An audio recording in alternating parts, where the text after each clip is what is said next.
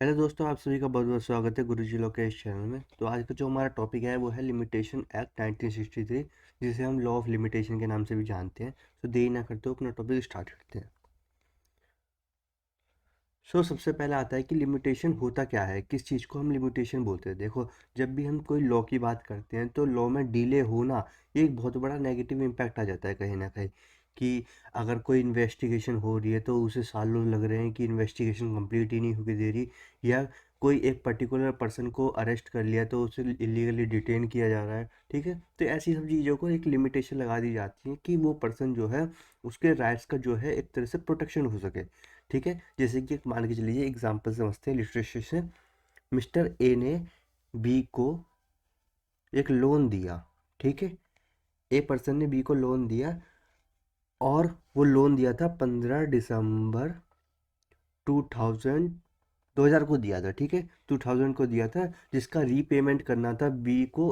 ए मतलब बी को ए को करना था रीपेमेंट, वो करना था 1 जनवरी 2020 2001। ठीक है, 2001 में जो है रीपेमेंट करनी थी उस लोन अमाउंट की, जो भी लोन अमाउंट थी। ठीक है, ए पर्सन ने बी पर्सन को लोन दिया था 15 दिसंबर 2000 को, और उसकी रीपेमेंट करनी थी। लास्ट डेट जो थी 1 जनवरी 2001 तक देनी थी।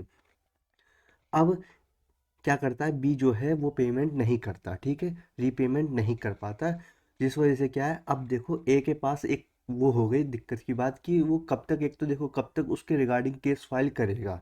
ठीक है, ऐसा नहीं है कि जो 2000 में किया था लोन अमाउंट वो जाकर के 2024 के अंदर जो है जाकर के उसके खिलाफ कंप्लेन कर रहा है कि देखो इसने मेरा लोन अमाउंट लिया था और ये सब जो है दिक्कत है और ये मेरे रीपेमेंट नहीं कर रहा। तो देखो ऐसा नहीं कर सकते। इसी चीज़ को रोकने के लिए, एक बिल्कुल सेफली इन्वायरमेंट बनाने के लिए लिमिटेशन एक्ट आया। ये लिमिटेशन 1963 से पहले भी एक्ट थे, लेकिन उसमें कई सारी गड़बड़ियाँ थी, तो उसी चीज़ को कई सारे सुधार किए गए, अमेंडमेंट किए गए, और तब जा कर के ये हमारा एक्ट आया 1963। अब जैसा कि ये लिस्टेशन में बताया था कि ए पर्सन की राइट को प्रोटेक्ट करने के लिए ये लिमिटेशन एक्ट आया। खाली ए ही नहीं, कोई भी पर्सन जिसके भी राइट का वॉयलेशन हो रहा हो, जैसे कि एक हमारी लीगल उसमें एक बात कही जाती है कि जस्टिस डिले जस्टिस डिनाय। देरी से किया गया जजमेंट भी जजमेंट नहीं होता। ठीक है ना, तो इसी चीज़ को ध्यान में रखते हुए लिमिटेशन एक्ट आया था। जैसे कि अगर कोई इन्वेस्टिगेशन हो रही है तो पुलिस के पास कब तक की पावर है, 30 दिन, 90 दिन।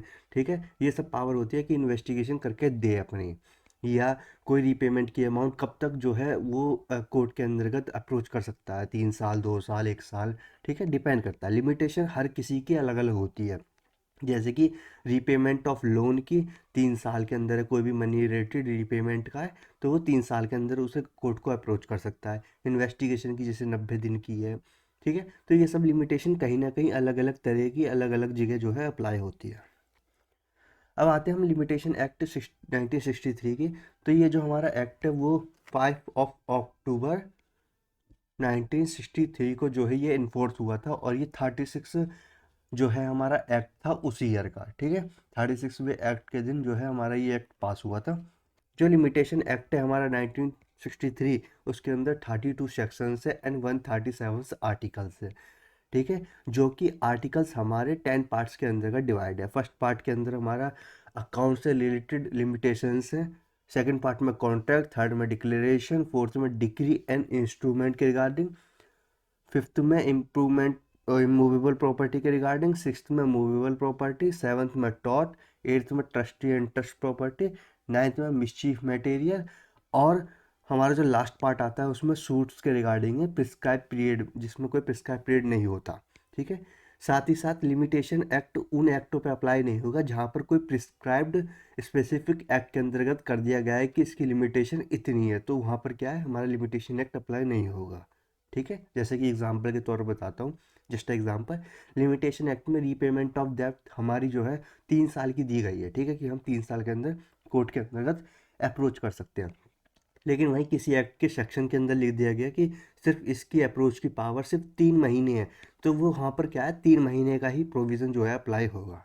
अब आता है कि लिमिटेशन एक्ट की डेफिनेशन है क्या। ठीक है, तो ये क्या करता है, लिमिटेशन एक्ट 1963 हमें प्रिस्क्राइब कराता है एक लिमिटिंग पीरियड, ठीक है। लिमिटेशन पीरियड हमें प्रिस्क्राइब कराता है। अब लिमिटेशन पीरियड होता क्या है? लिमिटेशन पीरियड एक तरह का लिमिट बांध देता है पीरियड के ऊपर कि आप जो है इतने के रिगार्डिंग कोर्ट के अंतर्गत अप्रोच कर सकते हो, ठीक है। जहाँ पर क्या है, एग्री पार्टी को कोई अगर हानि हुई है, ठीक है, तो वो एक लिमिटेड प्रिस्क्राइब टाइम के अंतर्गत जुडिशरी के दरवाजे खटखटा सके। और वहाँ पर क्या है, कोर्ट भी जो है वहाँ पर फुल सपोर्ट देगी, उसकी रेमेडी का इलाज करेगी, ठीक है, रेमेडी दिलाएगी।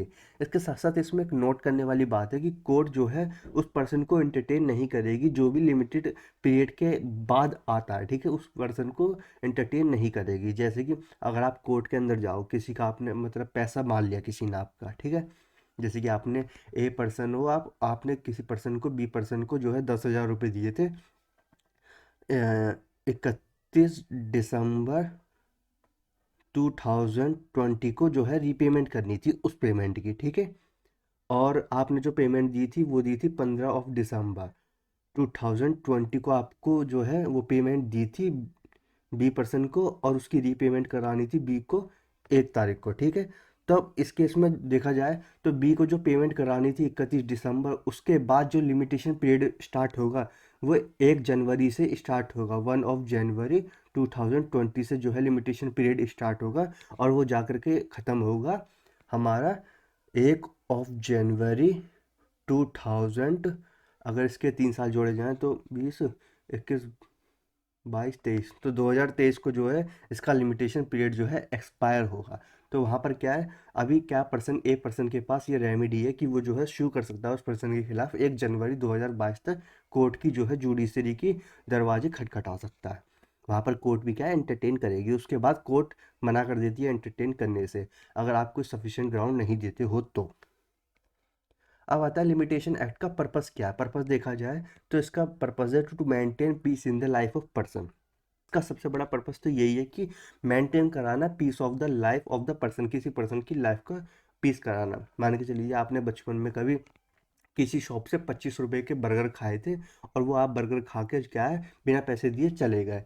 अब वो क्या है, अब 25 साल के बाद क्या है, वो आपको आकर ये नहीं कह सकता कि कोर्ट में कि इसने जी मेरे 25 रुपए के बर्गर खाए थे, इसके हिसाब से मेरा इंटरेस्ट लगा के ये जो है मेरा 100 रुपीज़ हो गया, ठीक है। तो ऐसा नहीं कर सकता, 100 रुपीज़ हो गया तो ऐसा नहीं कर सकता। तो इसी चीज़ को रोकने के लिए क्या है, हमारा लिमिटेशन पीरियड आया, लिमिटेशन एक्ट आया। ये कहता है कि क्या आप तब से सो रहे थे, आपने कोर्ट का दरवाज़ा क्यों नहीं खटखटाया, ठीक है।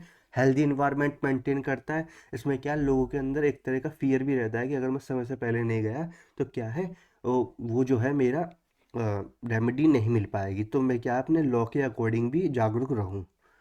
टू मेक कंफर्ट जोन, ये कंफर्ट जोन भी हमें प्रोवाइड कराता है। जैसे कि 25 साल पहले अगर मैंने पैसा नहीं दिया तो अब मुझे कंफर्ट जोन तो ये लेगा कि उसने रेमेडी अपनी क्लेम नहीं करी तो मैं बच गया, ठीक है। Protect the lengthy process of penalising a person indirectly without doing any offence. किसी पर्सन ने अगर कोई ऑफेंस नहीं किया, ठीक है, तो क्या होता है कि पुलिस उसे अरेस्ट कर लेती है, ठीक है। अभी केस चल रहा होता है, इन्वेस्टिगेशन चल रही होती है, ट्रायल भी नहीं आया, ठीक है, इन्वेस्टिगेशन चली रही है, तो वो पर्सन को गलत तरीके का पिनलाइज ना किया जाए, ठीक है। अब जेल में रहना भी एक तरह का पनिशमेंट ही है, जुडिशियल कस्टडी हो गई चाहे वो पुलिस कस्टडी हो गई, ठीक है। तो ये लंबे लेंथी प्रोसेस को रोकने के लिए, चाहे वो किसी भी तरीके का हो, रिगार्डिंग मनी हो या इम्प्रिजमेंट हो, तो किसी भी लेंथी प्रोसेस को रोकने के लिए क्या लिमिटेशन एक्ट हमारा आया था। अब इसमें एक मैगजीन भी है हमारी, विजेंटेवस नॉन डोबिटस जूरा सब जुडिनेंट। इसका मीनिंग होता है law will help only those who are vigilant on their rights. Law उसकी मदद करता है जो कि अपने लॉ के अकॉर्डिंग, मतलब अपने लॉ के जो प्रोविजंस है, राइट्स हैं, उनके प्रति जागरूक है, तो उसी पर्सन का क्या है, लॉ प्रोटेक्ट करता है। दो जो पर्सन सो रहा हो अपने राइट्स के रिगार्डिंग तो उसकी लॉ कोई मदद नहीं करता। Those are sleeping let them sleep, ये कहता है कि जो सो रहा है उसे सोने ही दो। Who are coming to me with the limitation period, जो भी लिमिटेशन पीरियड के अंतर्गत आएगा मैं उसी की ही सुरक्षा कर सकता हूँ, उसी के राइट का प्रोविज़न कर दे सकता हूँ। जो लॉ लिमिटेशन पीरियड खत्म होने के बाद आएगा मैं उसकी सुरक्षा नहीं करूँगा, ठीक है। अगर ये लिमिटेशन पीरियड आपको क्लियर है तो देखो समझ तो आ गया होगा, अगर नहीं है फिर भी मैं समझा देता हूँ, बहुत पहले भी समझाया था कि लिमिटेशन पीरियड वो पीरियड होता है जहाँ पर क्या है, जैसे कि ए पर्सन ने बी पर्सन को एक लोन अमाउंट दी थी, ठीक है। अब उसकी जो रीपेमेंट की लास्ट डेट थी वो थी 21 दिसंबर 2020, ये लास्ट रीपेमेंट डेट थी, लेकिन वो नहीं कर पाया। अब लिमिटेशन पीरियड में 3 साल होता है किसी भी लोन अमाउंट को लेने का, तो इसके 3 साल मतलब 2023 तक क्या है, 1 जनवरी 2023 तक अब क्या है वो कोर्ट के अंतर्गत अप्रोच कर सकता है। तो जो लिमिटेशन पीरियड हुआ हमारा वो हुआ 31 दिसंबर से 1 जनवरी तक के बीच का जो पीरियड है वो लिमिटेशन पीरियड है।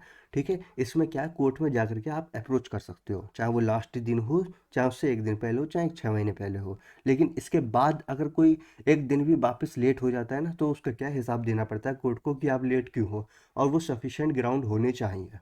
ठीक है, अब इसमें आता है हमारा सेक्शन 27। ये कहता है, सेक्शन 27 कहता है एक लिमिटेशन पीरियड की बताता है, ये दो चीज़ें बताता है सेक्शन 27, एक लिमिटेशन पीरियड और after expiry of limitation period.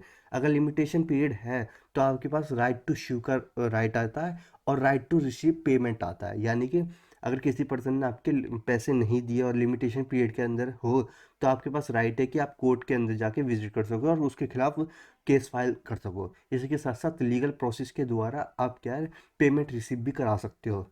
ठीक है, राइट ऑफ रिडेम्पशन ये सब लगा सकते हो।